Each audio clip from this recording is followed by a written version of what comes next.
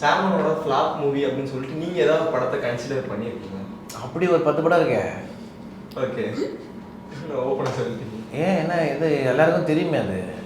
Okay, இல்லை அது அதனால இந்த படம் பண்ணி பிரதர் ஒன்று தான் லைஃப்பில், நீ கிளியராக இருந்தேன்னு வைய ஓகே உன்னை சுற்றி எல்லாரும் கிளியராக இருப்பாங்க. நீ கிளியராக இல்லைன்னு வைய உன்னை சுற்றி இருக்கிறவங்க உன்னை குழப்பிக்கிட்டே இருப்பான். நான் கிளியராக இருக்கேன். நான் பேட் ஃபிலிம்ஸ் பண்ணியிருக்கேன், ஃப்ளாப் ஃபிலிம்ஸ் பண்ணியிருக்கேன், சிறந்த படங்கள் பண்ணியிருக்கேன், எவர்கிரீனான ஒரு புன்னகை பூவையோ இல்லை ஒரு 12Bயோ இல்லை இயற்கையும் பண்ணியிருக்கேன்.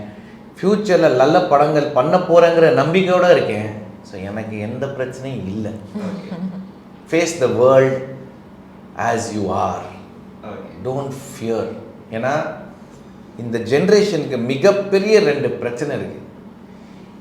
இவன் என்ன இவன் இவன் ஏதாவது கேட்டுருவானோ, இவனுக்கு நம்ம ஏதாவது பதில் சொல்லணும். கிடையவே கிடையாது. அவன் கேட்கவும் கூடாது, நீ பதிலும் சொல்லக்கூடாது. ஏன்னா உன் வாழ்க்கை, திஸ் இஸ் யோர் லைஃப். உன் சூழ்நிலை உனக்கு தான் தெரியும். நீ என்ன பண்ணணும்னு உனக்கு தான் தெரியணும். இவன் என்ன சொல்லிடுவான், இவன் என்ன கேட்டுருவான்னு போனாலே நீ டேமேஜ். ஃபோக்கஸ் பண்ணு. பரவாயில்ல, கீழே விழுந்திருக்கா, எந்திரிக்க பாருங்க. இங்கே நிற்கிறியா, இன்னும் ஒரு படி ஏறணும்னு நினச்சிக்கோ. அது மட்டும் கவனமாக இரு. இவன் அவனை இம்ப்ரெஸ் பண்ணின்னு சொசைட்டின்னு ஒன்று இருக்குது, அதுக்கெல்லாம் பயந்துலாம் இருந்தேன்னு வையன், நான் சொசைட்டியை மிரட்டுவேன். அப்படிப்பட்ட ஆள் நான்.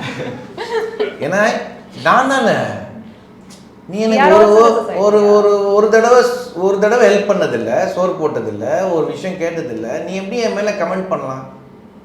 உனக்கு அந்த ரைட்ஸை நான் கொடுக்க மாட்டேன். என் வாழ்க்கை எனக்கு தான் தெரியும். நான் என்ன பண்ணணும், நான் என்ன பண்ணிகிட்ருக்கேன், என்ன பண்ண போகிறேன்ட்டு. உனக்கு பிடிச்சிருந்தா என் படத்தை பார், இல்லையா நல்லா இல்லையா பிடிக்கலையா போயிட்டு. அதுக்காக என்னையே ட்ரை பண்ணாத, நான் போட்டுருவோம். அதில் கிளியராக இருக்கும்.